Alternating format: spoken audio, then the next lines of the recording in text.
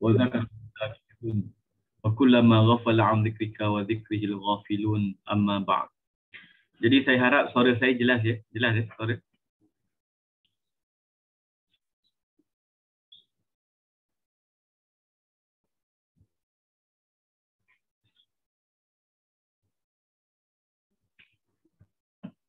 Alhamdulillah, terima kasih Encik Rizal.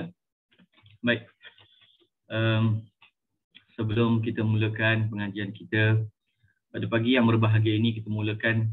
InsyaAllah saya harapkan ini kelas yang terakhir lah untuk untuk kita habiskan buku ni, kitab ini.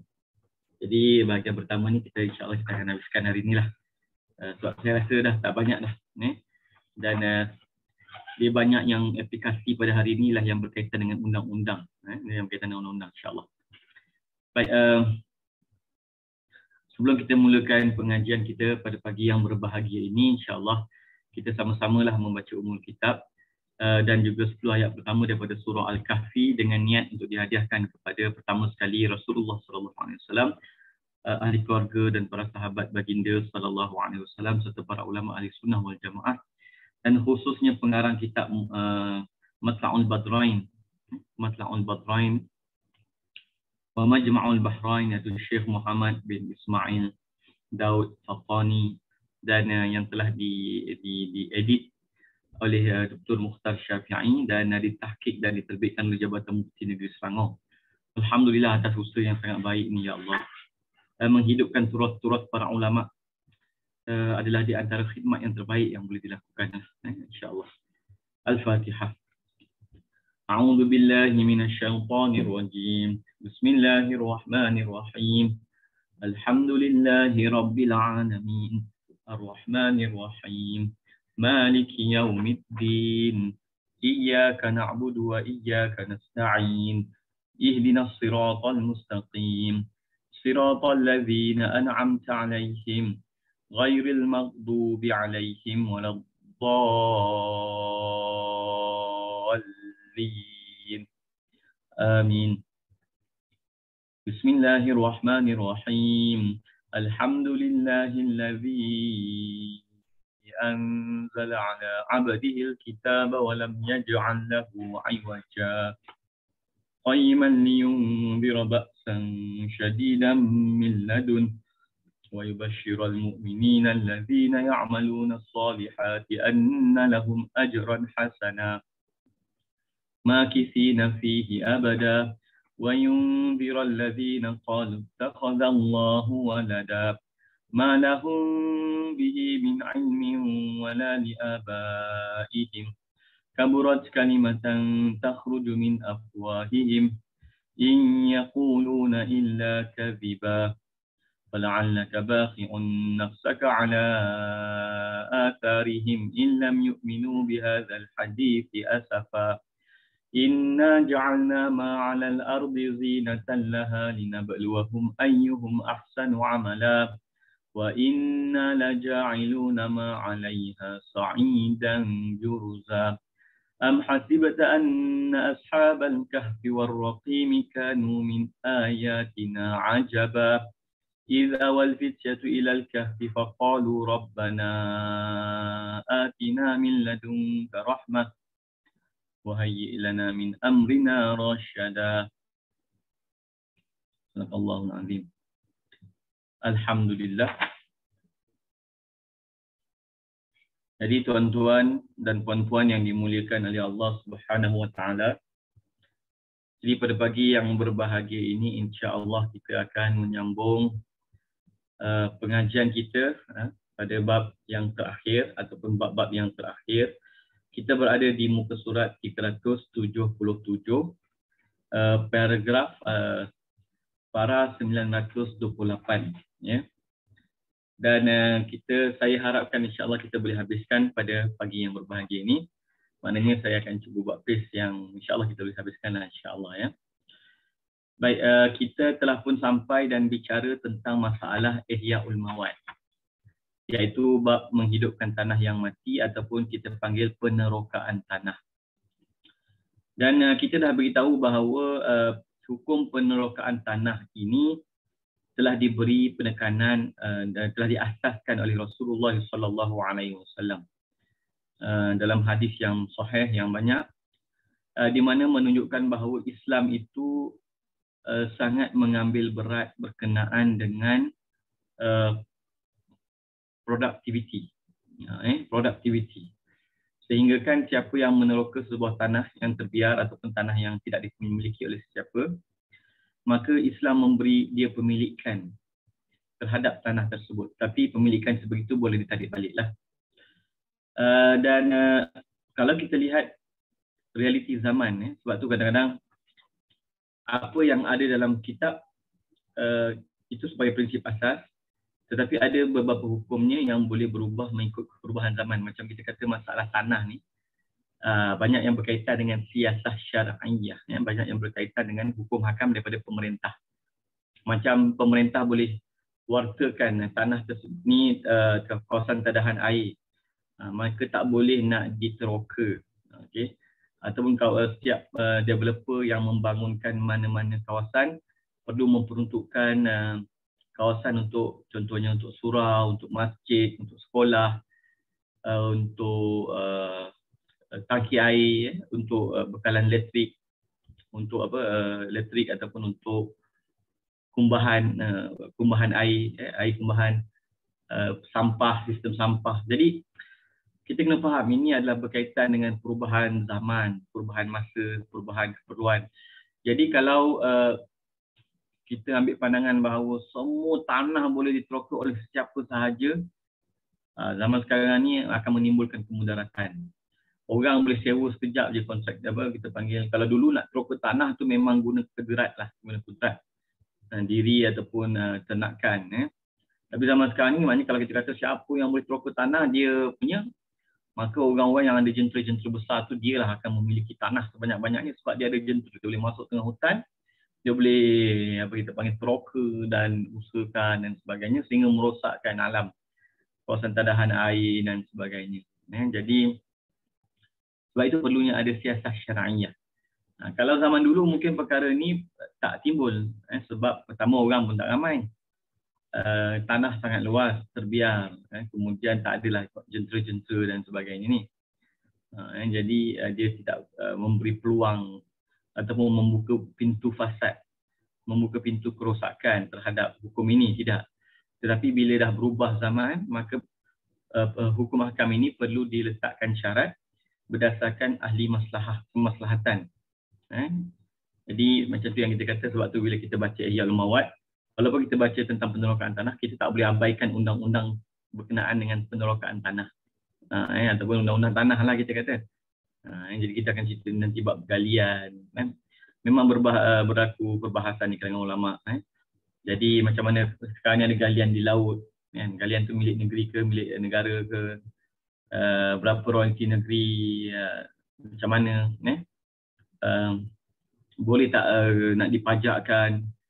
Saya ingat dulu masa Al-Azhar, Mesir tu, waktu baru pulih daripada dia punya kita panggil macam kita kata macam hampir-hampir revolusi, tapi bukan revolusi lah. Mereka nak cuba keluarkan sukuk untuk mengambil hutang ataupun untuk membiayai negara mereka.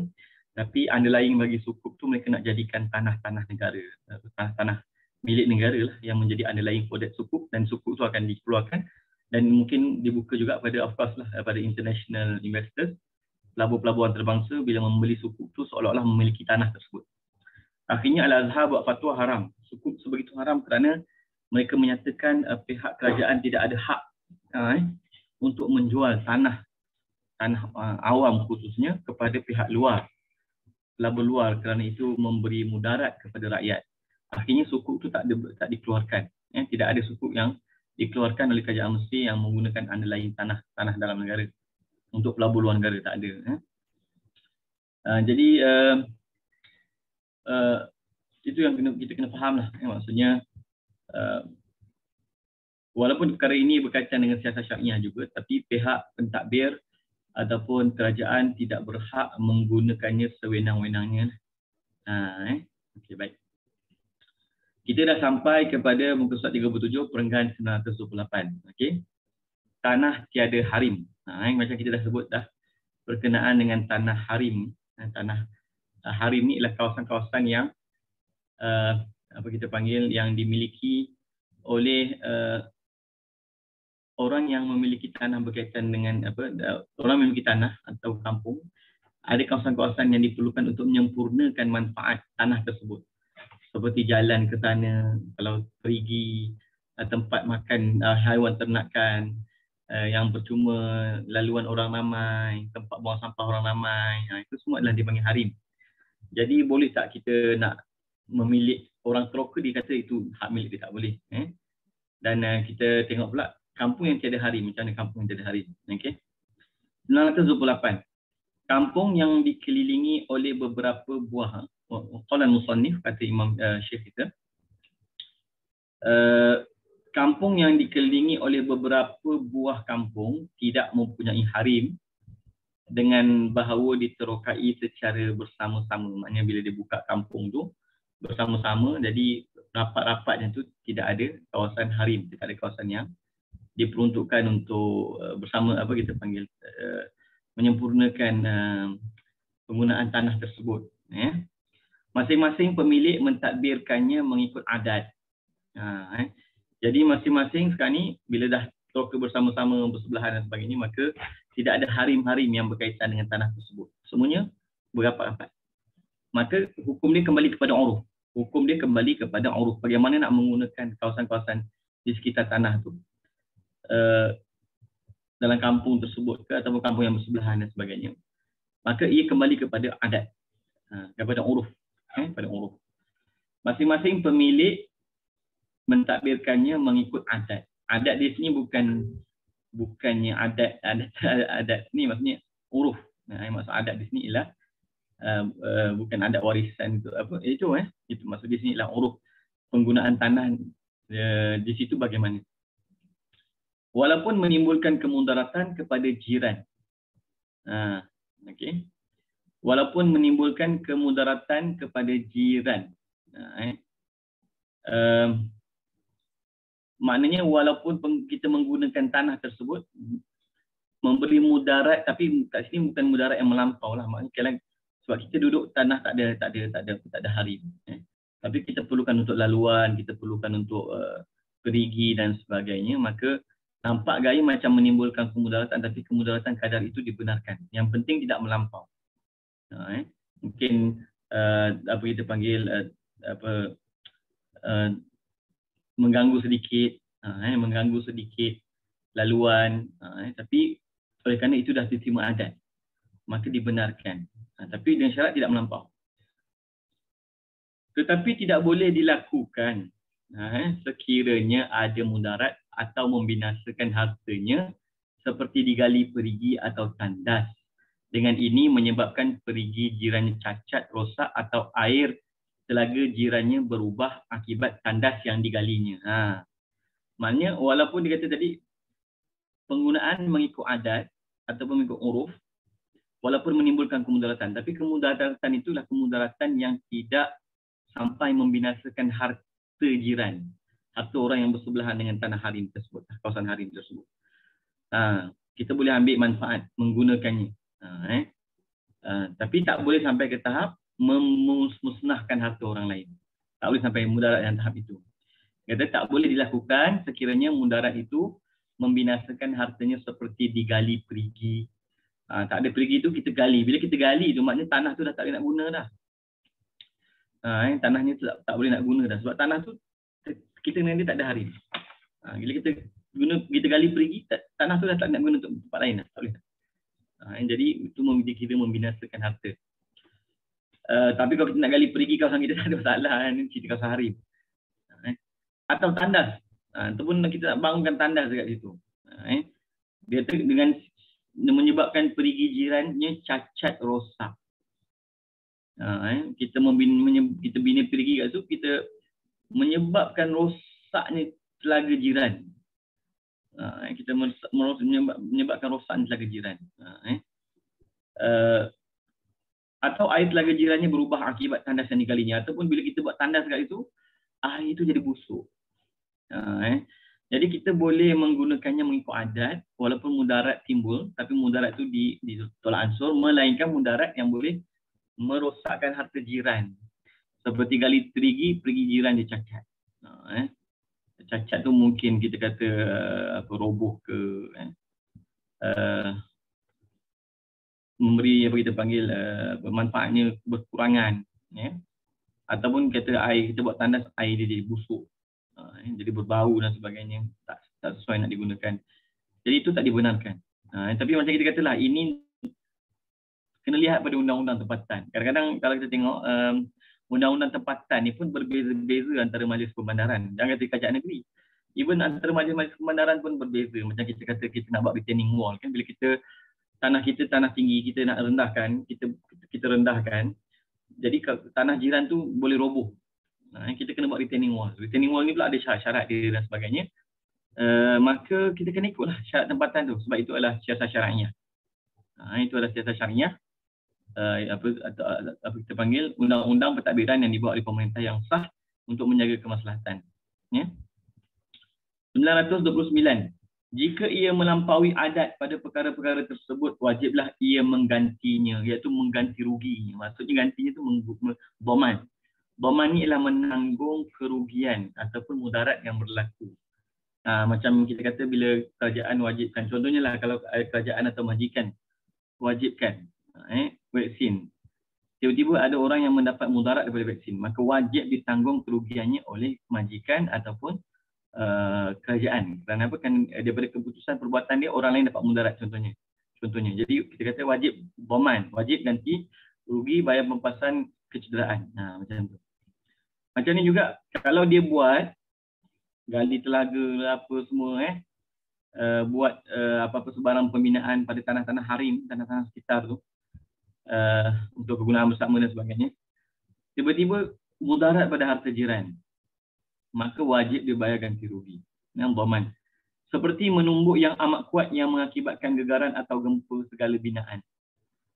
Contohnya lah dia nak buat apa-apa kat rumah dia, jadi nak buat piling. Bila buat piling, ping. Contohnya, atau kat kawasan harim tu buat piling, rumah jiran retak. Rumah jiran pula yang retak dan sebagainya, ataupun rosak dan sebagainya, maka wajib bayar ganti rugi. Atau disekatnya laluan air di dalam miliknya yang menyebabkan airnya berhamburan membasahi dinding rumah jirannya. Ataupun apa-apa berlaku di rumahnya dari segi dia buat renovation air ke apa semua, melimpah air itu sampai ke rumah jiran, rosaklah ceiling dan sebagainya, maka itu pun perlu bayar ganti rugi. Perlu kepada dhaman, pampasan ganti rugi, jaminan ganti rugi. Itu jelaslah tuan-tuan. Kalau sengaja berdosa dan wajib bayar ganti rugi. Kalau tak sengaja, tak berdosa tapi kewajipan membayar ganti rugi tetap ada. Baik. 930. Cara menerokai tanah adalah berbeza-beza mengikut tujuan seseorang. Jadi, macam mana kita nak iktibar dia telah meneroka sesebuah tanah? Macam mana kita nak kata dia telah ihya sesebuah tanah tu macam mana? Macam kita katalah mungkin ada syarat-syarat dalam kerajaan tempatan itu yang kita kena lihat pada hari ini. Tapi kalau dulu semuanya kebanyakannya bergantung kepada adat. Sebab dulu kita kata penguasa tu mungkin dia punya undang-undang tu tak merangkumi lah cara nak bina apa kita panggil, cara nak bina tanah, dia tak ada undang-undang secara bertulis. Zaman sekarang ni semua adalah, kebanyakannya adalah kita kata. Jadi dulu kebanyakannya bergantung pada adat sebab tidak ada undang-undang bertulis. Sekarang ni ada undang-undang bertulis. Jadi contohnya mesti dapat grant, mesti ada lesen. Macam itulah. So boleh kontraktor pula mesti kontraktor yang begini, lepas tu syarat dia mesti guna, kalau nak contohnya kalau kabel elektrik tu ada banyak jenis, kena guna HDD contohnya. So itu syarat yang dibuat oleh kerajaan tempatan lah tuan-tuan. Saya ada pengalaman ni sebab kita pun ada pengalaman buat rumah. Jadi macam-macam lah. Tengok undang-undang yang berkaitan dengan rumah dan tanah. Baik. Jadi jika dikehendaki untuk membina rumah atau masjid adalah disyaratkan supaya dipagar sekelilingnya. Ni ikut adat, ikut adat. Kalau tujuan penerokaan tanah, ihya tanah ataupun ihya mawat tu nak membina rumah atau masjid. So apakah dari segi adatnya yang dianggap sebagai itu dikira sebagai meneroka ataupun membina? Maka dia kata disyaratkan supaya dipagar, pagar sekeliling tanah tersebut dipagar.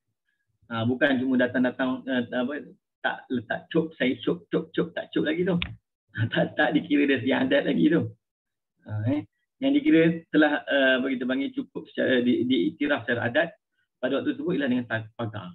Zaman sekarang tak cukup kalau kita pergi mana-mana tanah buat pagar, tak boleh. Kita kena ikut grant. Kita kena ikut grant. Zaman sekarang ni semua ikut grant lah kan. Dulu mungkin tak ada lah, grant memang tak ada lah. Grant tanah secara mapping satu persatu. Jadi zaman sekarang ini kalau cakap buat pagar tapi tak ikut grant, tak boleh juga. Jadi undang-undang ni kena ikut grant.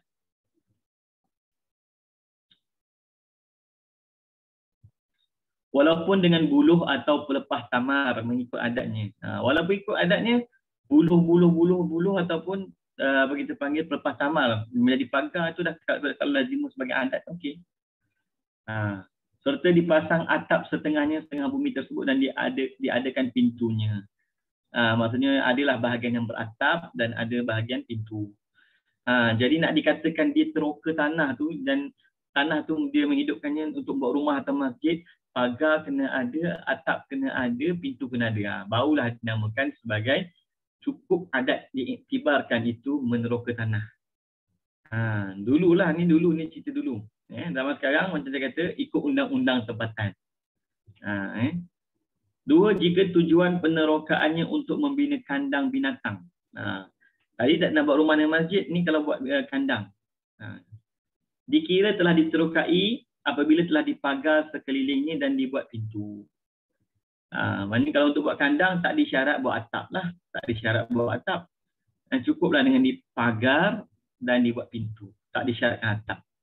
Jadi teroka tanah untuk kita panggil untuk membuat kandang. Tidak memadai jika hanya dipagar dengan mendirikan pelepas tamar atau batu sahaja tanpa binaan.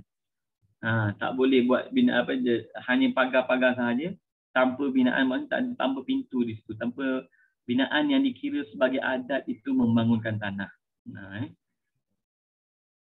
Ketiga, jika tujuan penerokaannya untuk bersawah bendang atau untuk membuat tempat bersawah lah, tempat bersawah, dikira telah diterokai dengan dihimpunkan tanah atau duri kelilingnya dan dirasakan tanah. Pertama sekali, tanah tu dihimpunkan atau duri kelilingnya dan dirasakan tanah. Maknanya dia kena bersihkan tanah tu. Dia bersihkan tanah tu untuk buat sawah bendang kan. Dia dah bersihkan tanah keliling dan duri-duri yang ada kat tanah-tanah tu yang tak sesuai untuk menanam tu, dia dah bersihkan. Itu yang pertama. Dan diratakan tanah. Baik. Dan dibajakkan jika tidak dilakukan menyebabkan tidak dapat ditanam. Dan kalau tanah tu tanah yang perlu dibajak terlebih dahulu. Tak cukup dengan hanya bersihkan macam tu. Tapi kena juga bajak tanah tersebut untuk jadikan dia sesuai untuk bercocok tanam, bersawah bendang. Okey. Dan disediakan air untuknya atau tali air atau perigi. Maknanya orang nak bersawah bendang ni mestilah ada tali air ataupun perigi. Jadi kalau betul dia nak buat untuk bersawah bendang, dia mesti ratakan tanah, bajak tanah tersebut sesuai untuk ditanam. Kemudian dia buat masuk air tali air ataupun dia buat perigi. Kerana bersawah bendang ni perlu pada air. Jika tidak mencukupi dengan air hujan yang turun pada kebiasaannya. Kalau kawasan tu tak cukup dengan air hujan. Tapi kalau kawasan tu memang nak bersawah bendang dah menjadi apa kita panggil ketahuan. Maksudnya perkara yang diketahui bahawa kawasan tu memang nak bersawah bendang tak perlu pada taja air. Tak perlu pada apa kita panggil perigi. Sebab kawasan ni memang hujan. Contohnya. Jadi kata tak perlulah. Sebab tu kata hukum hakam yang tidak dinyatakan secara terperinci dalam hukum sumber-sumber Islam, maka seperti Al-Quran dan Sunnah, maka dia kembali kepada uruf ataupun perintah pemerintah. ataupun akad persetujuan dan sebagainya lah. Tapi kalau tak ada undang-undang bertulis, tak ada akad bertulis apa semua, memang kaedahnya kembali kepada uruf. Uruf kawasan tersebut bagaimana. Untuk rumah macam mana, untuk kandang macam mana, untuk sawah macam mana. Baik. Kita pergi muka surat 378. InsyaAllah lagi berapa muka surat lagi? 1, 2, 3. Okey, saya cuba lajukan sikit. Saya cuba lajukan sikit supaya tengok bab 10 tu tengok kita dah kat mana. Supaya insyaAllah kita habiskan ni. InsyaAllah, sebab saya rasa kalau nak sambung 1 jam setengah lagi hanya untuk sedikit sangat macam tak kena lah. InsyaAllah kita boleh. Baik. 931. Tidak disyaratkan pada penerokaan tanah untuk bersawah, bercucuk tanam, membina rumah kediaman dan tinggal di tanah tersebut. Jadi secara urufnya, orang yang teroka tanah atau buka tanah, apa kita panggil untuk bersawah, dia tak buat rumah kat situ. Jadi tak disyaratkan pun dia kena buat rumah dan tinggal kat tanah tersebut. Sebab itu bukan urufnya pun. Kalau jadi uruf, dia kena buat. Tapi tidak jadi uruf. Kerana mengambil, menyempurnakan manfaat daripadanya tidaklah termasuk mendiami tanah yang diterkai tersebut. Maknanya mengambil, menyempurnakan tanah yang kita baru teroka tu, tak disyaratkan kita kena duduk kat situ. Sebab kita bukan nak buat rumah, kita nak buat sawah bendang. 932. Okey. Jika penerokaannya dengan tujuan menjadikannya kebun. Ni kebun pula. Ini nak jadikan kebun. Macam mana kalau nak jadikan kebun? Tanah bendang, sawah bendang dan kebun, adat dia berbeza. Okey. Hendaklah dipagar walaupun dengan dihimpunkan tanah sekelilingnya kawasannya dan disediakan air. Jadi adat di sini hendaklah dipagar walaupun dengan tanah. Kebun hendaklah dipagar walaupun dengan tanah. Assalamualaikum warahmatullahi wabarakatuh. Kajian sekarang suruh vaksin tapi tak bertanggungjawab pada minggu tak nak vaksin ada masih begitu juga dengan mereka yang dapat COVID. Dalam badan mereka telah ada antibody COVID pun tak perlu ambil vaksin. Macam mana pendapat Ustaz? Itulah saya punya pandangan. Ini soalan lain lah tuan-tuan. Saya punya pandangan wallahu ta'ala alam, memang pertama kita tahu fatwa pun sebut hukum vaksin adalah harus. Adalah harus. Tapi dia boleh jadi wajib dengan kewajipan, kita panggil kewajipan musabbab. Kewajipan musabbab ni mungkin lahir daripada perintah pemerintah ataupun lahir daripada kontrak dengan majikan ataupun kontrak dengan kontrak, lahir daripada pemerintah, perintah ataupun kontrak. Dipanggil kewajipan musabbab. Asalnya tak wajib tapi wajib sebab perintah ataupun kontrak. Jadi bila kita mewajibkan sesuatu yang harus, dia memang kerajaan ada hak untuk mewajibkan sesuatu yang harus, tetapi dengan syarat pertama sekali tidak menimbulkan mudarat. Itu yang pertama sekali. Yang kedua, kalau timbul mudarat yang terpaksa dihadapi, maknanya mudarat tersebut terpaksa dihadapi. Macam ulama katalah, kerajaan terpaksa ambil tanah untuk contohnya untuk buat jalan dan sebagainya kan. Ataupun sebahagian rumah terpaksa dirobohkan sebab nak buat MRT ke LRT ke ataupun apa-apalah, stesen ke apa ke. Maknanya kerajaan terpaksa ambil tanah milik peribadi untuk buat bangunan awam, infrastruktur awam. Maka kerajaan wajib bayar ganti rugi bagi pemilik tanah atau rumah yang diambil oleh kerajaan tersebut. Sebab itu memang wajib. Kerajaan boleh mengambil tapi wajib membayar ganti rugi. Begitu juga dalam masalah vaksin ni lah. Hukumnya harus, tapi kerajaan boleh mewajibkan, tetapi wajib tanggung segala mudarat yang timbul. Itu dia. Dan bagi saya, kalau ikut polisi, berkenaan dengan masalah kita panggil diskriminasi vaksin, orang yang tak ada vaksin tak boleh pergi masjid. Orang yang tak ada vaksin ni, saya bercakap ini bukan atas dasar nak kritik ke apa ke ataupun masalah, sebab saya punya konsep begini, kita kena sangka baik di atas keputusan yang dipilih oleh ulama kita, tapi bukan bermakna kita tak boleh bagi pandangan lah. Kita boleh bagi pandangan tapi jangan sampai menimbulkan fitnah. Saya punya pandangan wallahu ta'ala alam, maksudnya sebaik-baiknya diskriminasi vaksin ini tidak dilakukan pada tempat-tempat keperluan harian. Macam masjid, surau, sekolah, pejabat kerajaan, kedai. ataupun tempat-tempat yang memang orang perlu pergi. Yang memang orang perlu pergi untuk kehidupan seharian. Sebab kalau tempat-tempat tu adalah tempat-tempat yang tidak diperlukan, seperti pawagam, seperti pawagam ke taman pusat hiburan ke apa-apalah, itu tidak ada masalah sangat sebab kita tidak mengganggu mudarat, kita tak memberi mudarat pada hidup orang. Tapi bila kita buat satu undang-undang yang memberi mudarat pada hidup orang, ni ada isu sikit. Sebab kita la darara wala dirar. Ya, kita tahu sebahagian undang-undang tu dilakukan untuk mengelakkan mudarat. Tapi siapa yang terkena mudarat atas undang-undang tu perlu dibayar ganti rugi, perlu diberi keadilan juga. Jadi sebab tu bagi saya kita kena tengoklah. Sebab kalau kita sebagai pemerintah kita kena tengok apabila kita lakukan satu undang-undang, ada tak mudarat yang timbul terhadap orang lain. Kalau mudarat tu timbul disebabkan undang-undang kita, sepatutnya kita kena ganti rugi ataupun kita kena tengok balik. Ini kita buat undang-undang, akhirnya mudarat timbul. Mudarat timbul, orang tak boleh hidup. Undang-undang tu macam menghalang orang daripada mendapatkan keperluan harian. Jadi macam beratlah. Tapi macam saya katalah, ini hak pemerintah.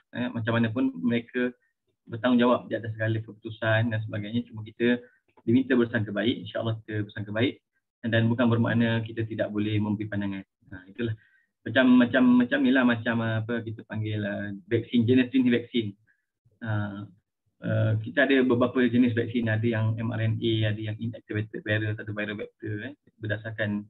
Jadi mungkin ada setengah orang dia tak selesa dengan mRNA, dia nak yang style lama punya. Sepatutnya diberi pilihan, bukan begitu panggil bukan hanya dengan apa kita panggil dengan paksaan semata-mata. Sebab benda ni juga berkaitan dengan maslahah tubuh badan dia yang akan tanggung. Jadi dia diberi pilihan. Macam-macam lah ni, saya bukan ahli dalam bidang ni. Cuma saya nampak kalau kaedah dia, bila kita buat undang-undang, kita menyebabkan orang lain mendapat mudarat, kita perlu ganti rugi. Itu kaedah dia. Memang jelas lah. Itu memang jelas. Baik, kita sambung balik. Terima kasih. Minta maaf yang bertanya. Nur Bibah Muhammad Nur. Okay, baik. Baik, 932. Jika penerokaannya dengan tujuan menjadikannya kebun. Jika penerokaannya dengan tujuan menjadikannya kebun, jadi kebun dengan sawah ni adat dia berbeza. Hendaklah dipagar walaupun dengan dihimpunkan tanah di sekeliling kawasannya dan disediakan air. Jadi kebun ni perlu ada tanda lah. Perlu ada tanda sekurang-kurangnya. Walaupun tak ada pagar. Okay? Dan mesti ada air. Mesti ada sumber air boleh dinamakan kebun. Jika berlaku adat dengan kedua-dua cara tersebut. Kalau mana adat ni, kalau nak kata kebun, mesti ada tanda, mesti ada air, sumber air. Baru nama kebun. Maka kenalah buat dua-dua sekali. Baru dinamakan kamu telah meneroka tanah tersebut ataupun kamu telah menghidupkan tanah tersebut dengan betul. Dan disyaratkan menanamnya supaya dapat dinamakan kebun. Dan kena tanamlah pokok yang diistilahkan kebun tu. Pokok lalang ni tak dikira. Pokok lalang, pokok hutan ni dia tak dikira sebagai kebun. Kebun ni mesti biasanya pokok buah kan. Jadi mesti menanam pokok yang sesuai. Baru untuk dinamakan kebun. Barulah dikatakan sebagai ihya. Ini adalah berbeza dengan bendang atau sawah kerana tanamannya bermusim. Jadi berbeza pula dengan tanah. Sawah tak disyaratkan menanam. Sebab menanam ni mungkin ada musim-musim dia. Kalau musim hujan dia orang tanam, musim kering orang tak tanam contohnya. Jadi kalau kebun tak, kebun ni memang konsep ni sepanjang masa lah. Lepas tu dia kena, adat dia kena tanam. 933, sesiapa yang telah mula melakukan penerokaan tanah tetapi belum lagi sempurna. Maknanya dia dah buat sikit tapi tak sempurna lagi syarat dia, dari segi huruf dia tak dinamakan lagi penerokaan tanah. Dari segi hurufnya tak dinamakan lagi, tidak dinamakan lagi penerokaan tanah.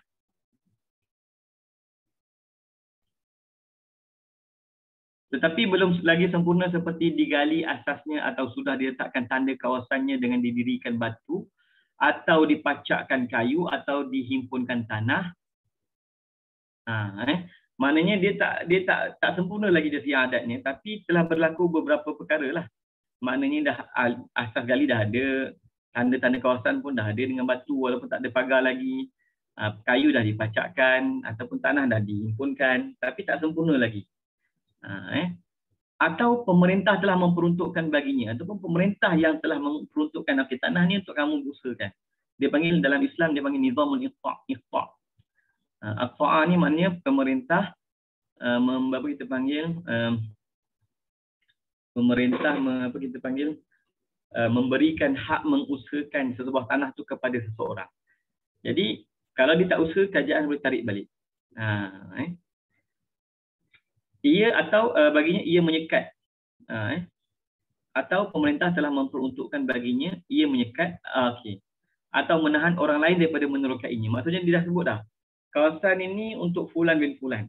Tapi macam kita katalah, hendaklah keputusan memperuntukkan itu berdasarkan maslahah, bukan berdasarkan kerana Tony ke, bukan kerana dia ni buat bagi projek kat anak aku ke, ataupun dia ni buat. Tak boleh. Apa kita panggil, keputusan kerajaan mesti berdasarkan maslahah rakyat. Kenapa perlu bagi dia untuk usahakan tanah tersebut? Mungkin sebab kita kata mungkin dia ada pengalaman dan dia ada kapasiti, dia ada kemampuan dan dia bertanah tu terbiar dan sebagainya lah. Adalah syarat dia. Yang penting syarat itu berkenaan dengan merealisasikan kemaslahatan. Jadi kawasan untuk dia usahakan. Itu boleh kerana manfaat, kerana maslahah, bukan bagi sonok-sonok macam itulah. Dialah yang berhak ke atasnya. Dia walaupun tak sempurna lagi, dia tak buat apa-apa lagi, tapi kerajaan dah elan dah. Di kawasan belah sini untuk syarikat ni ataupun untuk orang simpulan ni ataupun persatuan ni, koperasi ni untuk usahakan. Dia tak buat apa-apa lagi. Itu pun dah apa kita panggil dah jadi menghalang orang lain ni. Itu maknanya dia yang paling berhak sekali ke atas tanah tersebut. Okey. Tetapi 934. Tetapi jika diterokai oleh orang lain, maksudnya tanah tersebut masih terbuka. Sebab pemilikan tak sempurna lagi, tak ada pemilikan yang menghalang lagi, baru ada tanda-tanda kecil-kecil macam tu.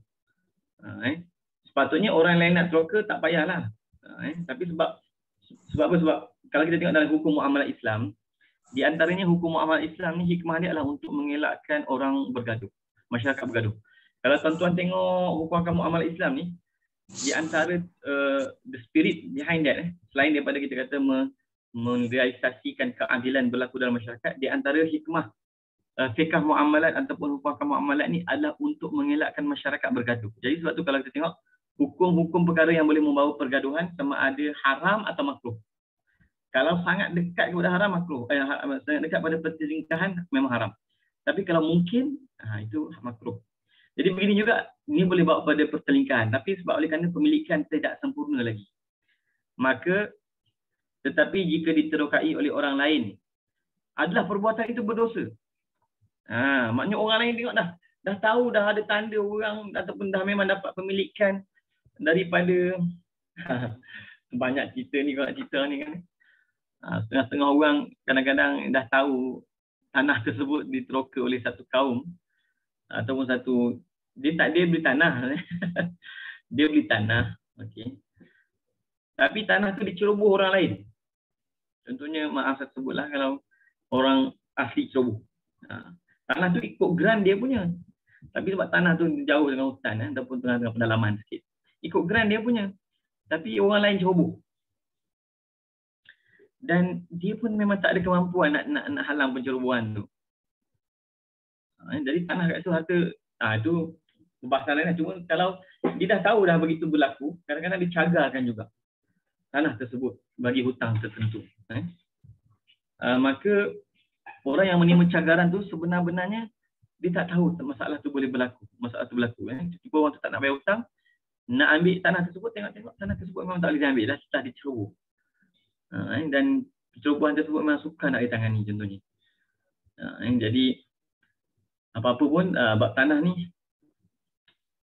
kalau nak beli ke nak terima cagaran ke apa semua, pastikan hak-hak berkaitan tu ataupun kemampuan untuk menggunakan tanah tersebut yang benar-benar ada. Saya minta kita break 5 minit je boleh sebab ada hajat sedikit. Sekejap 5 minit. Okay.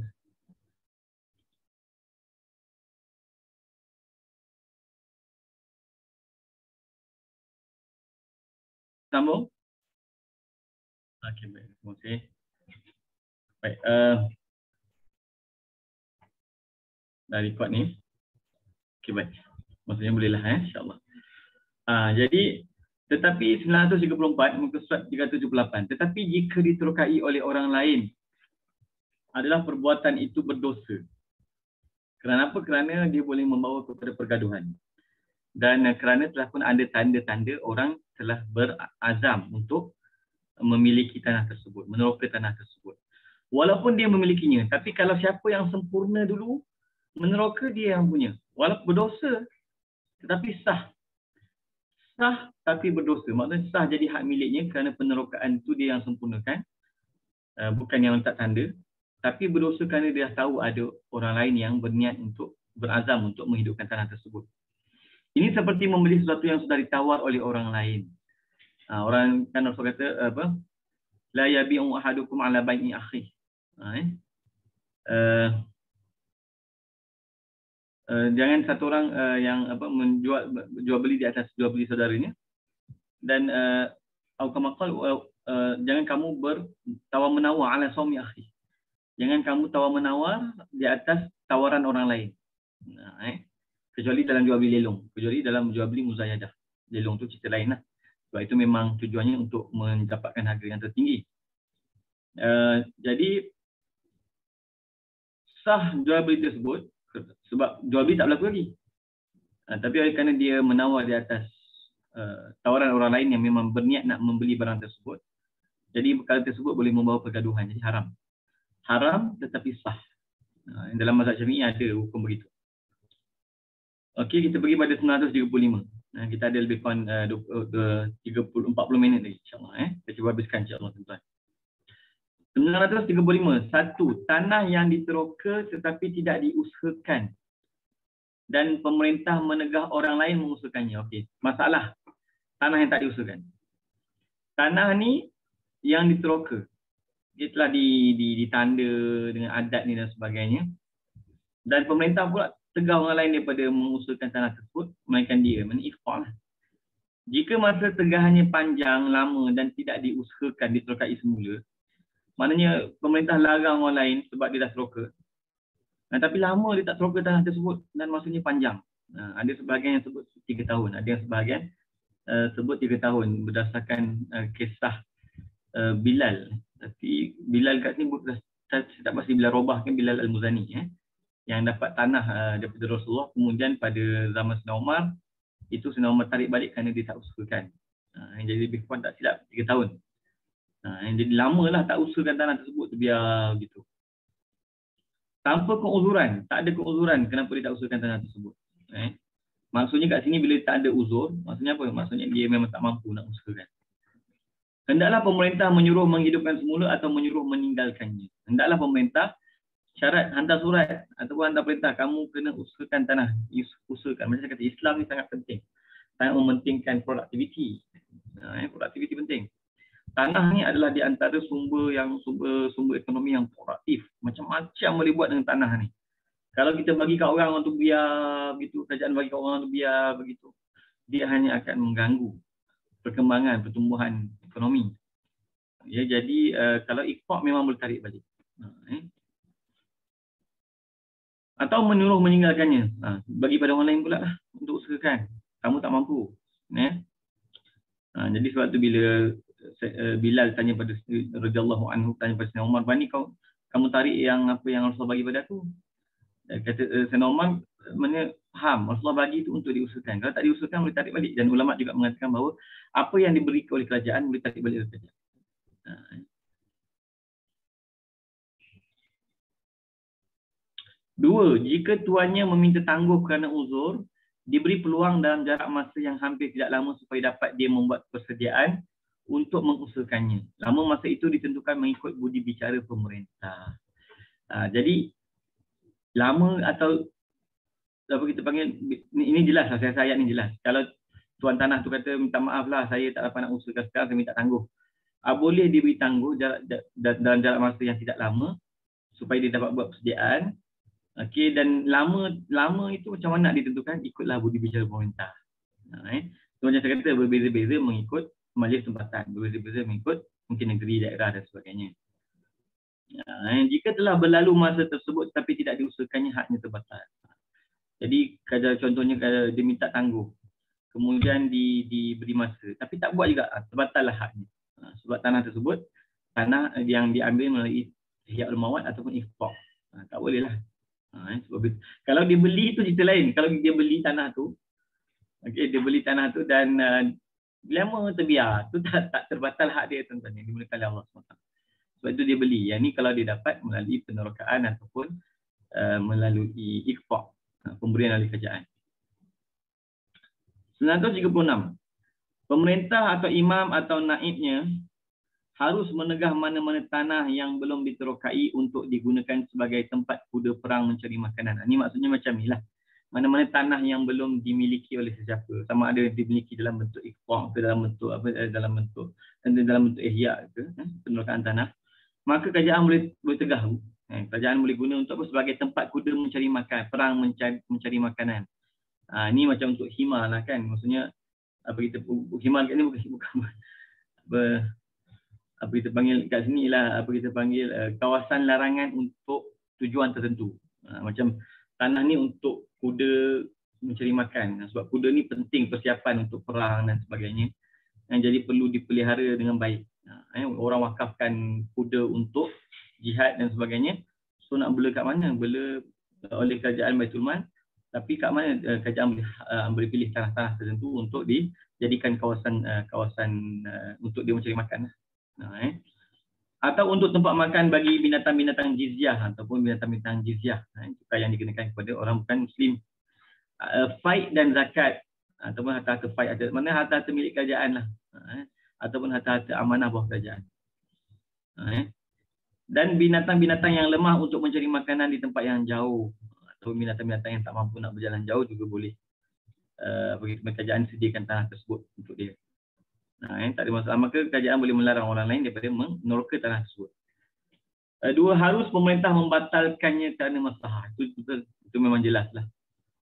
Boleh apa kita panggil membatalkan apa kita panggil penerokaan tanah tertentu kerana masalah. Tak ada masalah. Itu memang jelas lah. Macam kita kata, dia kata, saya dah belajar dah ihya ulmawat. Saya teroka kawasan air terjun ni air terjun ni saya punya. Tak, itu kawasan tadahan air contohnya. Okay. Jadi tak bolehlah dia suka-suka. Maksud saya dia kena hukum sekarang ni kena lihat pada undang-undang lah, undang-undang tanah, undang-undang berkaitan dengan apa kita panggil penggunaan tanah sebagainya. Hatta sekarang ni nak jual beli tanah pun nak kena ada apa kita panggil lesen, nak ambil tanah kat sini, nak ambil tanah kat pasir dekat sungai ni, nak pergi buat nak jual tanah, nak ambil tanah dekat ataupun nak ambil bahan tertentu kat bukit ke apa semua, semua tu perlu ada izin kerajaan. Sebab tu dah siasat syariah, jangan guna hujah apa yang ada dalam kitab lama untuk membatalkan apa kita panggil undang-undang sekarang ni. Tak sama lah undang-undang sekarang ni dengan apa yang ada dalam kitab. Tak boleh kata macam tu, tuan-tuan. Sebab ini adalah siasat syariah. Tidak, surat 379. Tidak harus bagi pemerintah menegah, tidak harus bagi pemerintah menegahnya untuk diri sendiri. Jangan, tak boleh lah kalau kerajaan kata tak boleh guna kawasan ni, tak apa. Oh, untuk kami punya kawasan ahli keluarga rehat-rehat. Tak boleh. Sebab itu bukan masalah rakyat. Itu bukan masalah rakyat. 4. Itulah segala keputusan yang dibuat oleh pemerintah bukan kerana masalah rakyat berat. Sangat berat. Jadi kalau kita jadi pemerintah ni memang hisab dekat akhirat sangat berat. Pemerintah ni bangkit-bangkit je kat akhirat terus dalam keadaan terbelenggu dengan rantai-rantai. Tidak ada yang boleh membuka rantai tersebut melainkan keadilannya. Kalau nanti dihisab, oh dia memang buat segala hukum kerana adil dan maslahah. Bukan tak ada kepentingan peribadi. Pahala besar, kalau dosa pun besar juga. Moga-moga Allah bantulah, taufiklah pada pemerintah-pemerintah kita. Bagi saya sepatutnya pemerintah-pemerintah ni sentiasa dibacakan hadis-hadis dan ayat Quran berkenaan dengan besarnya tanggungjawab mereka dan beratnya azab yang mereka akan hadapi dan besarnya peluang mereka nak buat ibadat.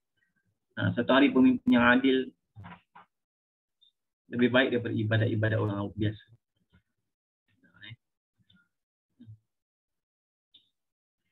Empat, tidak harus pemerintah memasukkan binatangnya ke tempat yang telah ditentukan bagi kegunaan orang-orang Islam kerana binatang tersebut kuat.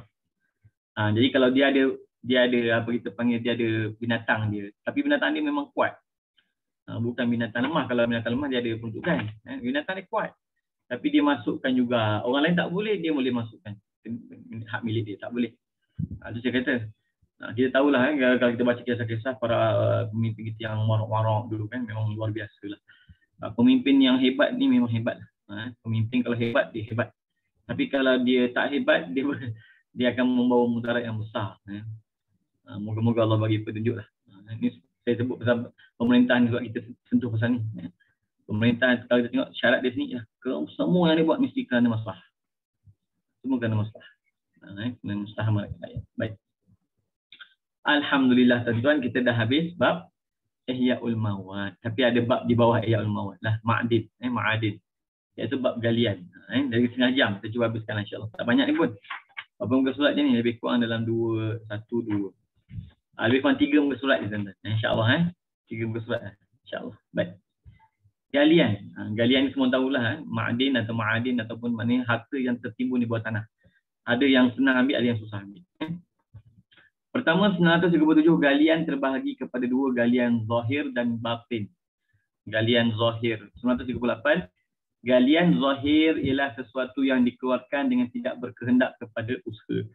Maksudnya galian yang zahir ni ialah galian yang maksudnya orang nampak lah.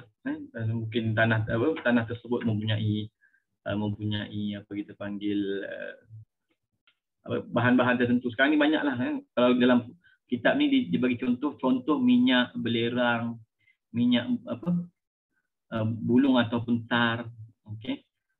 Mumia, batu untuk membuat periuk, batu menggiling gandum, kapur, garam air atau garam bukit. Jika tiada berhajat perlu digali untuk memperolehinya. Mana-mana yang tanah-tanah yang zahir dia punya galian tu, garamnya, garam bukitnya ataupun minyak yang dah keluar di permukaannya. Batu-batu kapur, batu-batu yang memang kita perlukan, yang bernilai. Jadi itu dipanggil galian zahir, yang tak perlu pada usaha untuk menggalinya. Maknanya zahir dia mudah. Galian batin 939. Galian batin ialah galian yang tidak didapati melainkan setelah berusaha yang sungguh-sungguh banyak usaha. Maknanya galian batin ni galian yang sukar nak didapati melainkan setelah diusahakan untuk mendapatkannya. Jadi seperti mana tanah tu berharga, galian juga berharga. Apa yang ada atas tanah tu berharga. Ada kalanya tanah ni berharga kerana sifat tanah tersebut. Tapi ada kalanya tanah ni berharga kerana galian yang ada, bahan yang ada pada tanah tersebut. Contoh galian batin, emas, perak, besi, timah, permata, pairus, batu permata lah. Akik, batu akik lah. Dan segala jenis permata yang terjadi di dalam bumi. Maknanya yang nak dapatkan tu kena usaha lebih lah. Zaman sekarang, kalau zaman dulu, ialah mungkin zaman sekarang ni scan ni tu kan, dia ada scan. Teknologi untuk scan. Tapi scan tu pun mesti ada probability dia lah. Ada kawan saya yang kerja min, dia ada buat apa? Macam alat lah untuk scan. Dia tu banyak luar negara punya kan, tapi kat Malaysia ni pun cuba dibangunkan untuk scan banyak. Saya rasa mungkin ada yang bekerja kat sini berkenaan dengan tu kan. Kalau nak semak tangki yang bocor ke, kapal bocor ke, dia bukan boleh teka-teka kan. Dia mesti macam rosak kapal, nak tengok kat mana lubang berlaku sebagainya, ataupun kat mana tersumbat dan sebagainya, dia orang kena pakai scan. Tapi scan ni mesti menggunakan macam teknologi nuklear kan. Teknologi yang untuk apa kita panggil yang boleh tembus besi ni. Saya pun tak tahu sebenarnya ahlinya, tapi maknanya macam tu kat tanah galian dalam tanah. Simak ada minyak ke, ada apa-apa ke, dia orang pakai scan. Dulu mungkinlah pengalaman lah, dulu mungkin pengalaman sekarang ni boleh pakai scan. 940. Satu, galian zahir yang telah diketahui wujud sebelum diterokai tanah tersebut tidaklah menjadi haknya dengan diterokainya. Kalau galian tu memang dah diketahui, zahir memang orang nampak. Jadi maknanya tidaklah menjadi hak miliknya dengan diterokainya. Yang kedua, galian batin yang diperoleh setelah digali tidaklah menjadi hak miliknya kerana menyerupai ia dengan tanah yang mati, iaitu dimiliki dengan diterokainya, dan menggali galian itu dianggap membinasakan tanah tersebut. Galian yang batin yang diperoleh setelah digali tidaklah menjadi hak miliknya kerana menyerupai ia dengan tanah yang mati, iaitu dimiliki dengan diterokainya. Jadi adakah kita kata satu orang tu bila dia teroka tanah, dia miliki galian dalam tu? Tak. Sebab apa? Sebab galian ni, menggali tanah tersebut sebenarnya lebih mirip kepada merosakkan tanah tersebut. Jadi dia tak dimiripkan kepada mengusahakan tanah. Tiga, galian zahir tidaklah menjadi hak khusus ikhtisas bagi seseorang dengan menahan, ataupun tak pakai hajar atau pagar menahan sebagainya, bahkan menjadi hak bersama di antara semua manusia. Jadi apa kita panggil, ini merujuk kepada tanah yang tidak dimiliki lah tuan-tuan. Memang galian itu dah zahir. Kalau kita teroka tanah tersebut, apa kita panggil, adakah galian tersebut jadi hak milik kita? Tidak. Sebab hukum galian ni hukum hak milik bersama. Dan pun sebenarnya kalau kita tengok dalam kitab-kitab mereka berlaku khilaf. Tapi yang kita bincang, yang masuk berlaku khilaf ni ialah contohnya galian tanah, galian minyak. Adakah galian akan menjadi hak milik pemilik tanah tersebut? Kalau ikut undang-undang negara, dia akan jadi hak milik negara. Dia ada sebahagian ulama kata tak, dia hak milik pribadi, pemilik tanah tersebut. Tapi ada sebahagian ulama kata kerana nilai terlalu tinggi, kalau dia diberi kepada individu, dia hanya akan menjadikan harta tertumpu pada seorang sahaja. Jadi dia jadikan milik kerajaan, kerajaan akan bahagi usahakan dan bahagi manfaat kepada umum. Jadi yang dalam kitab ni disebut memang galian adalah hak milik bersama. Galian adalah hak milik bersama. Tidak diikhtisaskan. Contohnya kawasan Bukit Garam, dia pun tak pagar. Okey. Ni garam ni semua aku punya. Tidak. Sebab kalau hukum galian dia hak milik bersama. Sebab kalau dihalang, kalau diberikan kepada pemilikan tertentu, dia akan memudaratkan orang ramai. Contohnya macam tu juga dengan sungai ke, air terjun ke, tasik ke. Kita tak boleh nak, okey, tasik ni aku punya, air terjun ni aku punya. Tak boleh. Sebab itu adalah sumber-sumber yang mana kalau hanya dimiliki oleh seseorang, dia akan memberi mudarat. Dia akan menyebabkan kekayaan itu ataupun manfaat harta yang besar itu hanya bagi pada beberapa orang saja. Tak dibenarkan begitu. Apatah lagi dia semula jadi.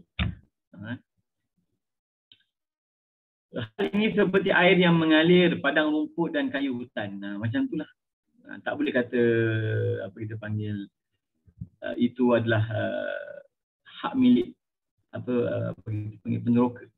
Dia kias seperti air yang mengalir macam kata di sungai. Tak boleh kata, oh ni sungai ni aku punya, tak boleh. Walaupun ada dekat, saya baca dekat negara India, pernah dijual satu tasik tu kepada seorang kaya. Sehingga kan orang kawasan tu kalau nak beli, kena beli air, nak dapatkan air, kena betul-betul. Memudaratkan. Kita tak boleh macam tu. Ada semua-semua umum ni tak boleh. Kena dimiliki secara bersama. Dan bila kita kata dimiliki secara bersama, hendaklah pengambilan ataupun penggunaannya itu berdasarkan kepada adat, huruf yang diterima. Macam pernah ada orang tanya saya tentang masalah ambil air kat masjid. Boleh tak Ustaz? Saya nak ambil air kat masjid, saya jual. Masjid ada sediakan pipe air bertapis. Kan Saya nak ambil, saya jual keluar. Boleh tak Ustaz? Kalau niat nak jual memang tak boleh. Sebab itu di luar uruf. Itu di luar uruf, tak dibenarkan. Uruf tidak membenarkan. Tapi kalau kita contohnya kita dah ambil air, niat nak minum. Kan? Tiba-tiba kat luar tu orang tawar. Saya nak beli lah yang sedara. Tak boleh jual, tak ada masalah. Sebab itu masih lagi dalam huruf yang dibenarkan. Tapi kalau memang ambil bertong-tong, waktu niat nak jual, dah lah ambil percuma. Ambil air wakaf pula tu. Yang sumber air wakaf. Tapi nak guna untuk jual kat luar pula. Tak kena lah, tak kena. Maksudnya huruf tak terima. Saya nak cepat sikit kan tuan-tuan sebab kita nak habiskan insya-Allah. Dan pemerintah juga tidak boleh memberi hak menggali galian zahir kepada seseorang. Jadi maknanya oleh kerana macam kita kata galian-galian ni nilai dia tinggi, dia diperlukan oleh ramai orang. Jadi kalau kita hadkan pada seseorang, dia akan memudaratkan orang lain. Dia tak dibenarkan. Contoh nombor satu, jika dua ma'adin zahir dan batin tidak mempunyai ruang untuk dua orang yang datang, didahulukan yang datang dahulu jika diketahui. Maknanya kalau dia tak banyak, so ada orang datang dulu, bawa dia datang. Okey, siapa yang datang dulu dia dapat. Tapi dia nak ambil tak boleh melampau-lampau. Itu keadaan. Dua, jika tidak diketahui yang datang dahulu, hendaklah diundi antara keduanya. Pihak yang keluar undinya diberi kepadanya dahulu sekadar keperluannya mengikut adat orang yang seumpamanya. Jadi kalau macam kawasan galian tersebut, tak tahu siapa datang dulu. Kalau siapa yang datang dulu, dia ambil dulu. Tak tahu, dia kena undi. Tapi dia ambil pun dengan kadar yang tidak memudaratkan orang lain dan keperluan dia sahaja. 942. Sesiapa yang menerokai tanah kemudian didapati nyata ada salah satu daripada dua jenis galian, galian zahir dan batin, yang tidak diketahui sebelumnya adalah menjadi miliknya kerana ia merupakan bahagian-bahagian tanah yang dimilikinya dengan diterokainya. Tapi kalau tanah tu orang tak tahu pun ada galian. Orang ingat tanah biasa, dia teroka, lama-lama baru dia tahu ada galian dekat tanah tersebut. Ikut hukum fiqh, dalam mazhab Syafi'i memang jadi hak milik dia. Sebab dia bukan galian yang available secara umum gitu. Ya. Sebab dah jadi hak milik dia tanah tersebut. Tapi macam saya katalah, ada khilaf juga. Ada sebagian ulama, kalau kita buka dalam kitab Iqtisad Islami, Usul Iqtisad Islami oleh Syekh Dr. Rafiq Misri, beliau kata mazhab Maliki berpandangan kalau galian tu tetap jadi hak milik Baitul Mal. Dia tetap jadi hak milik kerajaan. Sebab biasanya dia bernilai tinggi sangat. Jadi kalau dia bernilai tinggi sangat, dia akan menyebabkan harta tu dikuasai oleh beberapa orang saja. Kekayaan tu dikuasai oleh beberapa orang saja. Tapi ini ikut mazhab lah dan ikut sekarang kita kata ikut undang-undang tempatan lah tuan. Kedua, jika diketahui ada galian sebelum diterkai tanah tersebut, galian batin adalah menjadi miliknya jika digali. Sedangkan galian zahir tidak menjadi miliknya seperti mana yang dirojehkan oleh Ibn Rif'ah dan lainnya. Memanglah kita kata perkara ini memang jadi khilaf. Tapi kalau ikutkan pandangan Imam Ibn Rif'ah dan selain daripada beliau, kalau diketahui sebelum diterkai, yang ada galian, tapi galian tu ialah galian batin, maka galian batin yang digali tu jadi miliknya. Sedangkan galian zahir tak. Galian zahir tak. Galian batin ni yang bersusah payah untuk mendapatkannya. Itu pun kita kata ada khilaf macam kata. Dan kitab ni sebut milik dia, tapi sebahagian pandangan mengatakan milik Baitul Mal, milik kerajaan. Ulul amri. Milik bersama, milik hak orang ramai tapi diuruskan oleh kerajaan. Begitu. Jadi perbelanjaan itu diagihkan berdasarkan masalah. Sebab tu kan ada perbahasan tentang adakah minyak ni perlu keluarkan zakat. Minyak-minyak yang digali ni perlu keluarkan zakat atau tidak. Kalau ikut fatwa-fatwa dulu, dia kata tak perlu keluar zakat sebab minyak itu ditakifkan sebagai hak milik kerajaan. Jadi bila hak milik kerajaan, maka dia tidak dikenakan zakat. Tapi kita kata bila minyak itu hak milik kerajaan, dia perlu dibelanjakan, diuruskan berdasarkan maslahah. Bukan berdasarkan kepentingan peribadi. Bukan berdasarkan kepentingan individu, tapi kepentingan maslahah rakyat. Maka sebab itu tak dikenakan zakat. Itu kalau maksudnya ginilah. Pandangan yang kata itu hak milik peribadi, kena zakat lah. Kalau kata pandangan yang kata itu adalah hak milik kerajaan bersama, tapi diuruskan oleh pihak kerajaan, maka tak kena zakat. Tapi wajib ditadbir mengikut maslahah. Assalamualaikum Ustaz, seorang itu mewakafkan tanah untuk dimanfaatkan oleh pihak penjawab, tapi tanah tersebut tidak dimanfaatkan oleh pihak penjawab. Adakah itu menjejaskan niat orang mewakafkan tanah tersebut? InsyaAllah tidak menjejaskan.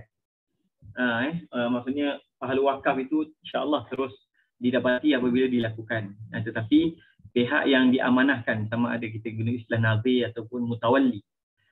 Dalam fiqh ni, orang yang menguruskan tanah ni, wakaf ni, kita panggil dia nazir wakaf ataupun mutawalli wakaf.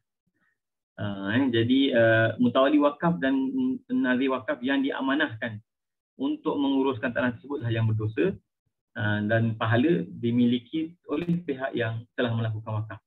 Ustaz, manfaat dia tak digunakan lagi. Allah Maha luas kurniaannya, jangan risau tuan-tuan. Allah Maha luas kurniaannya. Dan kalau dia kata dia nak tukar mutawali, buatlah. Maksudnya sebagai pewakaf, dia bila dia tengok mutawali itu tidak benar-benar mengurus ataupun mampu mengurus, dia bolehlah buat apa kita panggil tukaran pada mutawali. Ini semua dalam hujah wakaf lah kan. Tapi dari segi undang-undang sebenarnya apa saja tanah wakaf adalah di bawah takbir pihak Majlis Agama Islam Negeri atau Kerajaan Negeri Majlis Agama Islam Negeri. Dan kita kata sepatutnya Majlis Agama Islam Negeri ni dia kalau dia tak mampu, dia kena lantik orang yang mampu lah. Janganlah biar terbiar begitu. Sebab apa-apa pun bila kita ada amanah besar macam tu, kita tak buat, kita juga yang tanggung kan. Tapi orang yang berniat wakaf tu insya-Allah dapat pahala lah. Walaupun pahalanya tidak ni lagi, kita kata Allah punya kurniaan lagi luas daripada nak disempitkan. Niat dia telah buat dan dia bagi pihak dia telah laksanakan.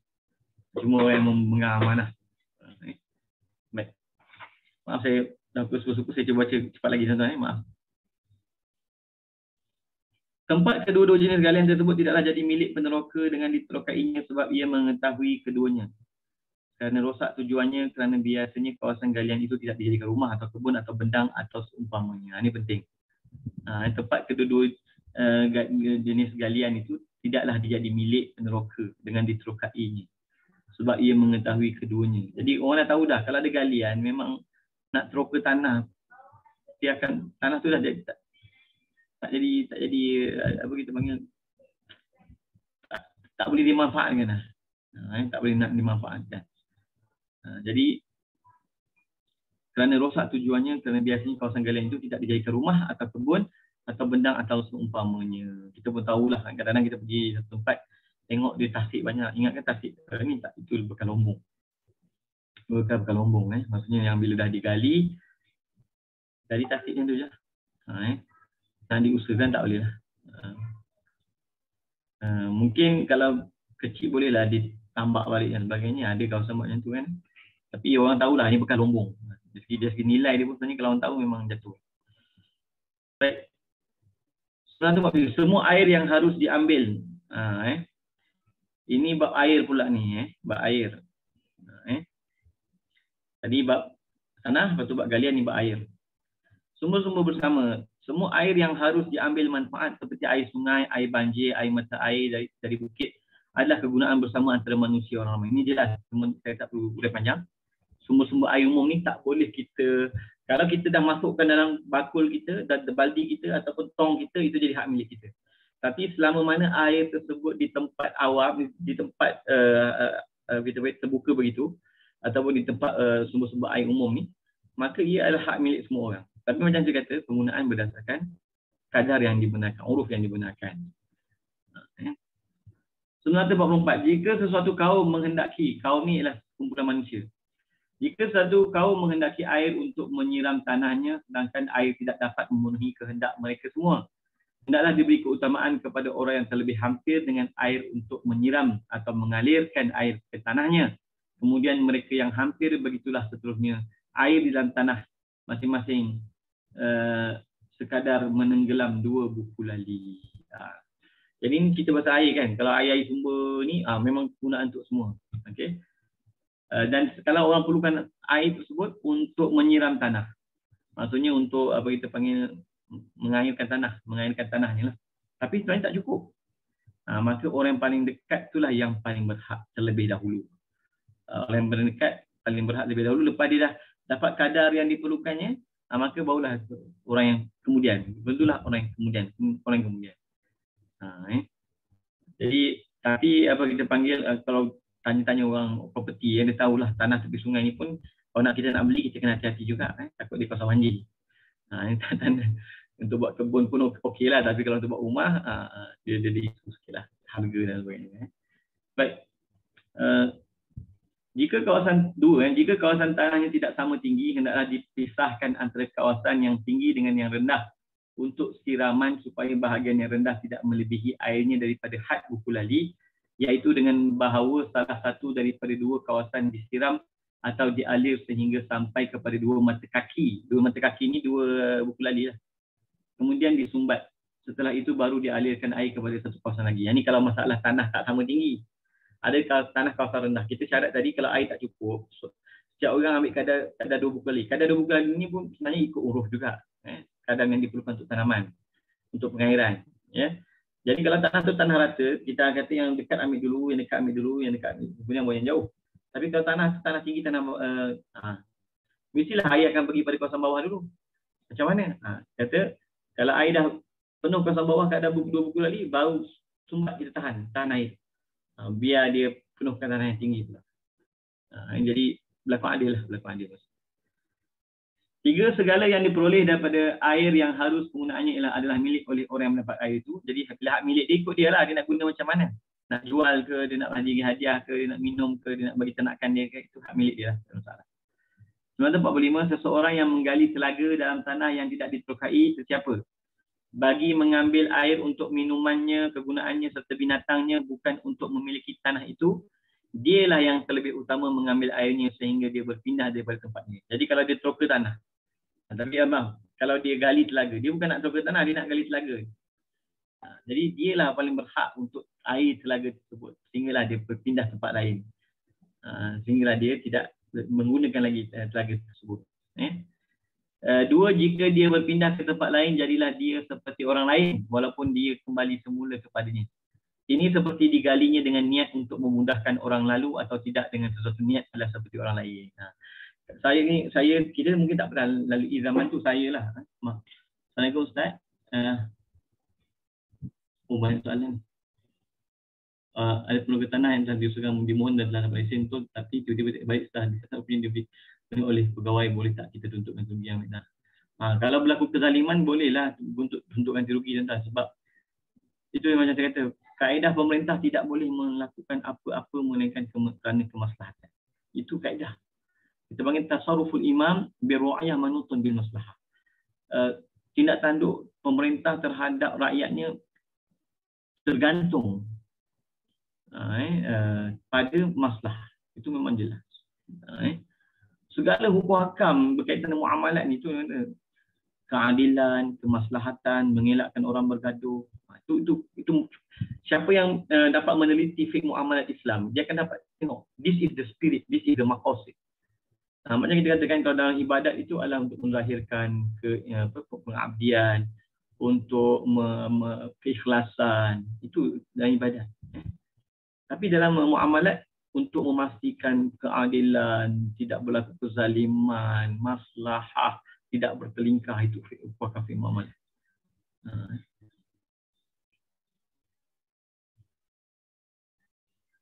Jadi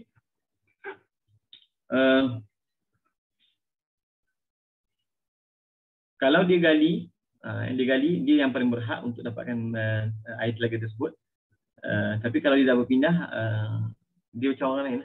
Jadi maknanya sumber-sumber begini sebenarnya sumber-sumber begini adalah untuk digunakan secara bersama. Digunakan secara bersama.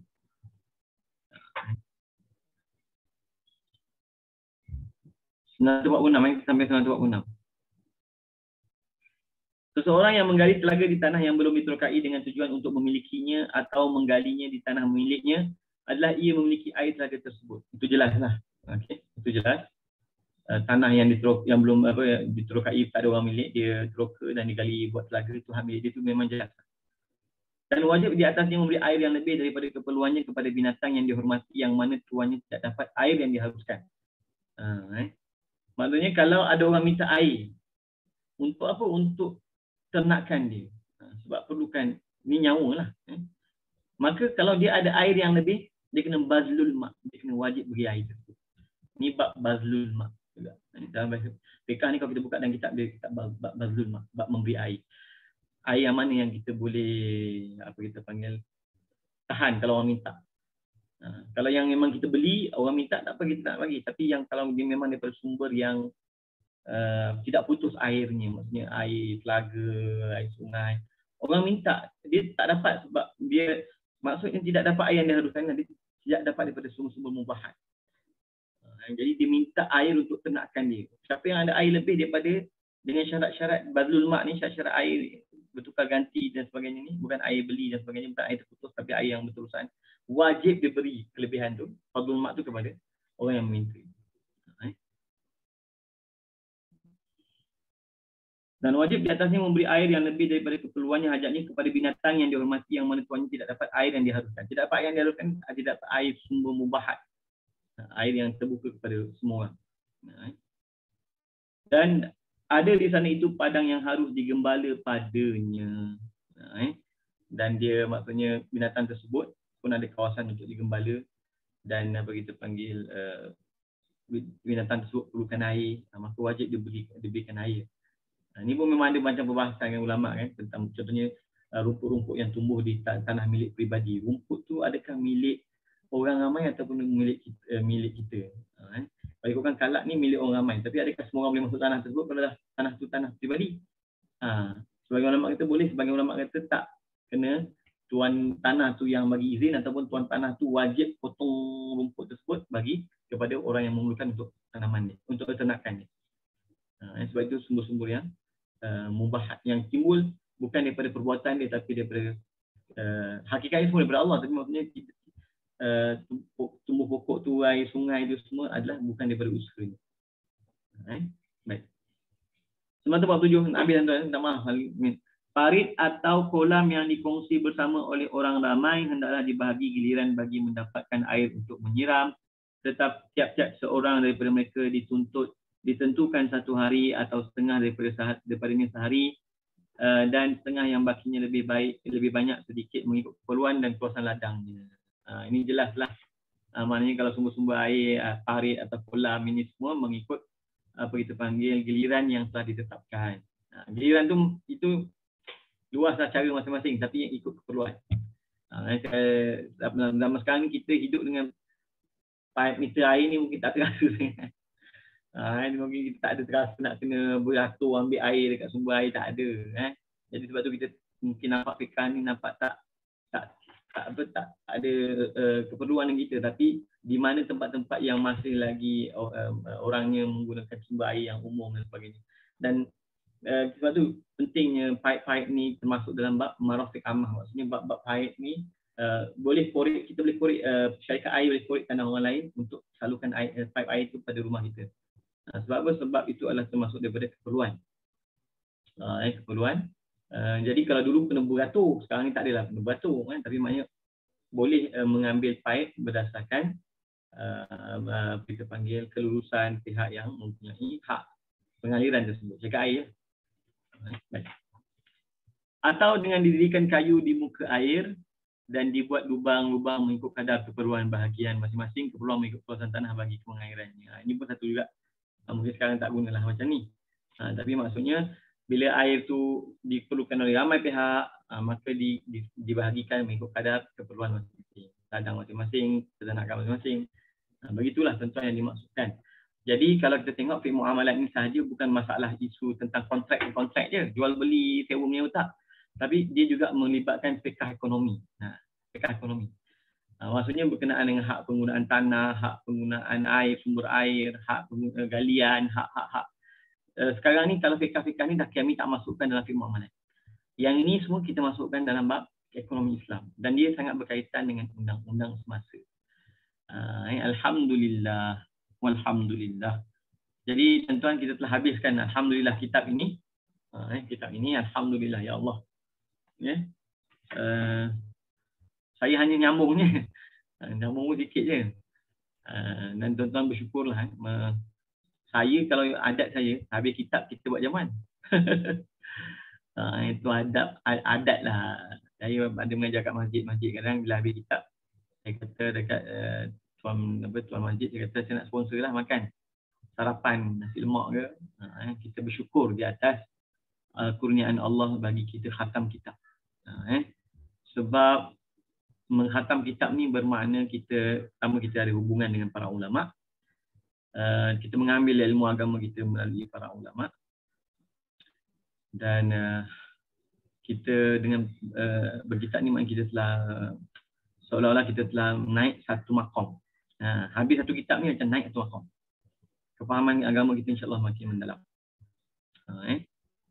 maka kita hadiahkan Fatihah kepada Syekh Muhammad bin Ismail bin Fafani dan juga kepada Dr. Mukhtar Syafi'i dan kepada semua pihak yang terlibat dalam menerbitkan kitab ini, serta pada pihak Masjid Hasanah yang mengelolakan begitu panggil pengajian ini, dan pada guru yang terdahulu, saya lupa nama doktornya, kita hadiahkan Fatihah juga pada beliau, dan juga kepada semua yang hadirin dan hadirat. Semoga Allah Subhanahu Wa Taala memanfaatkan kita dengan apa yang Allah telah ajarkan kepada kita dan mengajarkan kita sentiasa ilmu-ilmu yang bermanfaat. Dan dengan setiap pengajian kita ini, kita semakin dekat dengan Allah, bukan bertambah ego, tetapi bertambah bersyukur kepada Allah SWT kerana diberi kurniaan untuk mengkhatamkan kitab yang muktabar, yang mempunyai kedudukan yang besar dalam fiqh Islam. Ni kitab Mu'tamar Badran ini bukan, memang kalau tengok depan-depan tu Ummul Barahim, tengok belakang sikit macam Kifayatul Awam. Tengok fiqh ni semua, ni memang kitab yang masya-Allah mubarak. Dan kita akhiri dengan menghadiahkan Fatihah kepada semua yang kita sebut tadi. Al-Fatihah. A'udzubillahi minasyaitonir rajim. Bismillahirrahmanirrahim. Alhamdulillahirabbil alamin, arrahmanir rahim, maliki yaumiddin. Iyyaka na'budu wa iyyaka nasta'in. Ihdinas siratal mustaqim. Siratal ladzina an'amta 'alaihim ghairil maghdubi 'alaihim waladdallin. Amin. Saya serahkan kembali kepada Ustaz Wali.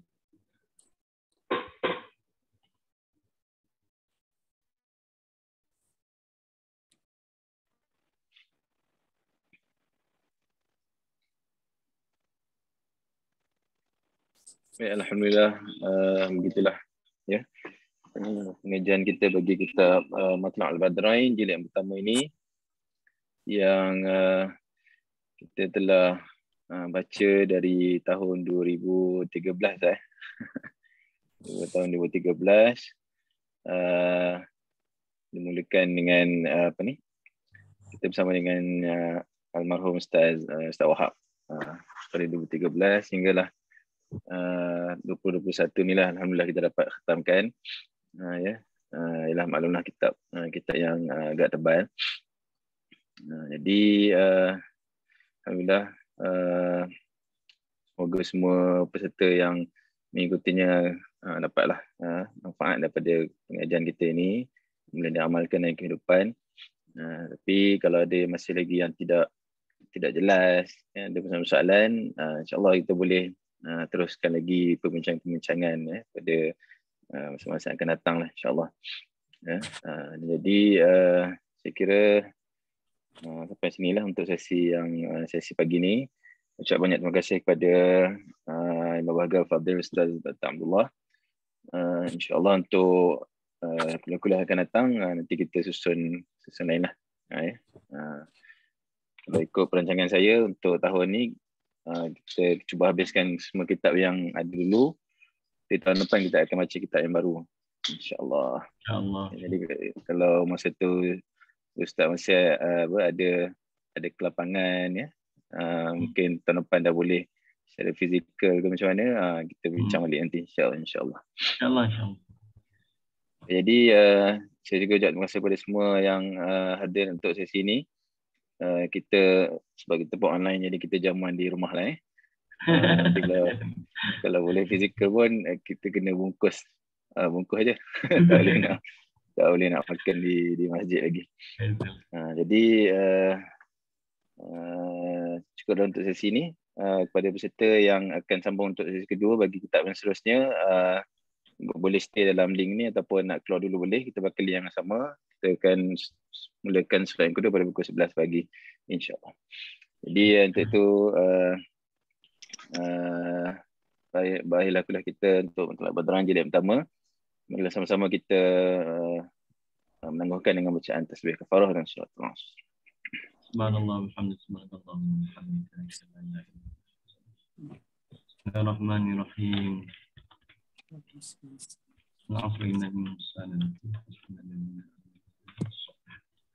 Tawassaw bil haqqi wa tawassaw bis sabr. Okey, tak diri dulu. Assalamualaikum warahmatullahi wabarakatuh. Assalamualaikum. Terima kasih.